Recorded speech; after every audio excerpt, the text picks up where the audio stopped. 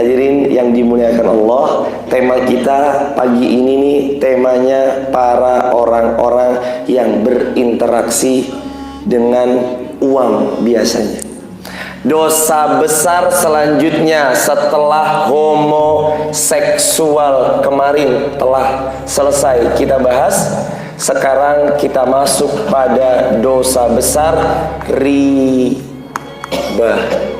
Jamaah yang dimuliakan Allah, kalau hari ini di subuh nanti apa yang saya sampaikan kok ketembak, aduh saya banget ini, maka jangan dulu pulang dari tempat ini, karena boleh jadi Allah menurunkan hidayah kepada kita lewat pertemuan di subuh ini. Saya akan paparkan apa saja dalil-dalilnya berdasarkan dua sumber di dalam Islam. Sumber syariat pertama berdasarkan firman Allah, sumber syariat yang kedua berdasarkan sabda Rasulullah Muhammad sallallahu alaihi wasallam. Pertama, pengertiannya dulu. Akan sama-sama pengertian, kita akan sama-sama ketahui. Yang kedua, sumber hukum. Pertama, Quran surah 2 Al-Baqarah ayat 275. Quran surah 2 Al-Baqarah bawahnya ayat 276-nya. Dilanjutkan lagi hadis riwayat Bukhari dan Muslim. Yang satunya lagi dosanya seperti menzinahi ibu sendiri, itu riwayat Al-Hakim. Pengertiannya dulu jemaah. Riba apaan sih? Kita ngomong-ngomong riba ini apaan sih? Kullu qardin jarra manfaatin fahuwa riba. Setiap piutang yang diambil manfaat di dalam transaksi piutang tersebut, fahuwa riba, maka itu riba. Apa bentuknya? Macam-macam. Ngutang dong, iya silahkan. Mau ngutang berapa? Saya mau banyak duitnya. Wah, ada orang yang saking kaya rayanya bilang kayak gitu sama seseorang. Ya nggak usah banyak-banyak, 1 juta aja. Ya udah nih 1 juta, set. Balikinnya berapa? Balikinnya 1 juta, tapi lebihin ya. Lebihin berapa? Seikhlasnya. Seikhlasnya itu riba. Walaupun seikhlasnya, ya, walaupun seikhlasnya. Kan saya ridho Ustadz. Hadirin sekalian, kalau di dalam syariat Islam Allah bilang halal, katakan halal. Kalau bilang haram, katakan halal. Katakan haram. Yang halal bilang halal, yang haram bilang haram. Walaupun seikhlasnya, ya seikhlasnya itu ribanya haram. Dosanya nanti kita akan bahas, karena ini tema kita dosa besar riba. Ini isinya nih ancaman, dan semuanya rata-rata ancaman nanti. Minjem 1 juta pak, iya. Balikin 1.200.000 pak. Itu jelas riba banget. Sampai pada titik seikhlasnya pun itu ribanya, jamaah yang dimuliakan Allah. Ini quote pertama di subuh ini. Hadirin jamaah yang dimuliakan Allah, silahkan pinjam uang ke bank manapun, ke lembaga keuangan manapun. Hukumnya halal selama jamaah minjem 100 juta, balikin 100 juta, itu halal. Mau minjem di bank mana aja, lembaga keuangan mana aja, minjem 100 juta ke bank tersebut, balikin 100 juta ke dia juga, pinjem di mana aja, halal.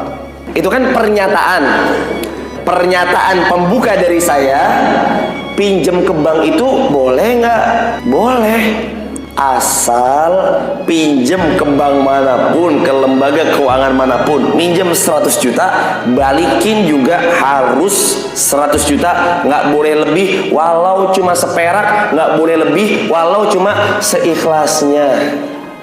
Sekarang pertanyaan, kalau tadi kan pernyataan, sekarang pertanyaan, ada nggak bank atau lembaga keuangan dimanapun, yang kalau minjem 100 juta kita balikinnya juga 100 juta. Ada apa enggak hadirin?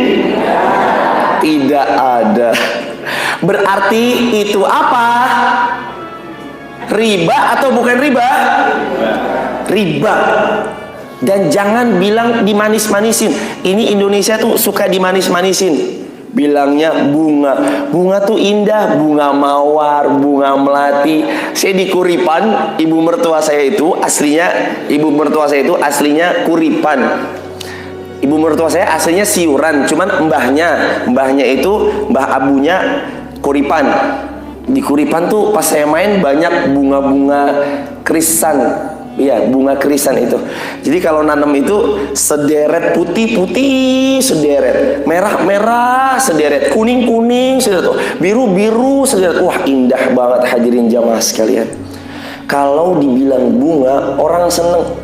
Pak, sini Pak, pinjem di kami 100 juta. Bunganya sangat ringan, 0,00001%. Itu riba.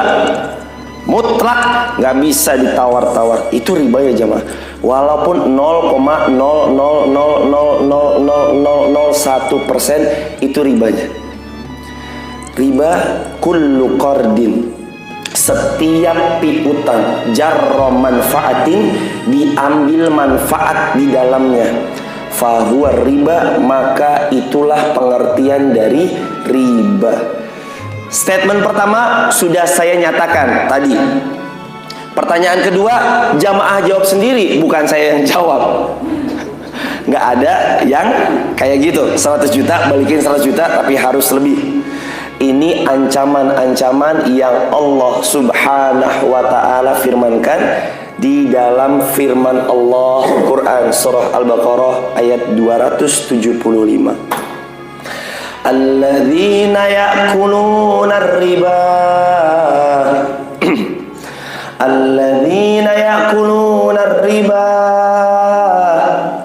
la yakumuna illa kama yakumul ladzi yatakhabbatuhu syaitanu minal mas. Orang-orang yang makan riba, mereka tidak bisa berdiri kecuali seperti berdirinya orang yang kerasukan syaitan. Para ulama membahas di dalam tafsir Ibnu Katsir tentang ayat ini, yang dimaksud dalam tidak bisa berdiri kecuali sebagaimana orang kerasukan syaitan, dia kesurupan, dia bingung segala macam, maknanya seperti kerasukan. Orang ini gila. Yang kedua, orang tidak tenang hidupnya. KPR rumah 15 tahun. Setiap tidur, aduh kalau besok mati ini rumah belum lunas. Rasul SAW bersabda dalam hadis yang sahih riwayat Imam Bukhari, riwayat Imam Muslim, sungguh roh seorang mukmin tergantung, belum boleh masuk surganya Allah kalau dia meninggal memiliki hutang sampai hutang itu dilunasi. Kata para ulama, yang melunasi hutang ahli waris. Kalau nggak punya anak sejajar horizontal, kalau nggak punya lagi bapaknya yang melunaskan atau ibunya yang melunaskan, orang tuanya yang melunaskan.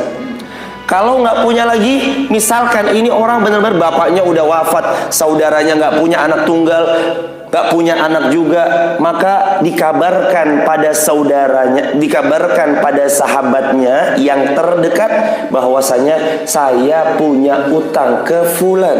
Rasul Shallallahu Alaihi Wasallam dalam hadis yang sahih juga riwayat Imam Bukhari, riwayat Imam Muslim serta riwayat Abu Daud. Satu waktu Rasul Shallallahu Alaihi Wasallam mendapati salah seorang sahabat meninggal dalam keadaan punya hutang jemaah. Terus ngutang, saya nggak mau sholatin. Abu Qatadah bilang, ya Rasulullah, saya yang bayarin utangnya. Abu Qatadah yang bayarin utangnya. Seketika Rasul meyakinkan lagi, Abu Qatadah, engkau yang mau bayarin utangnya orang itu, Ya Rasulullah, saya yang melunasinya.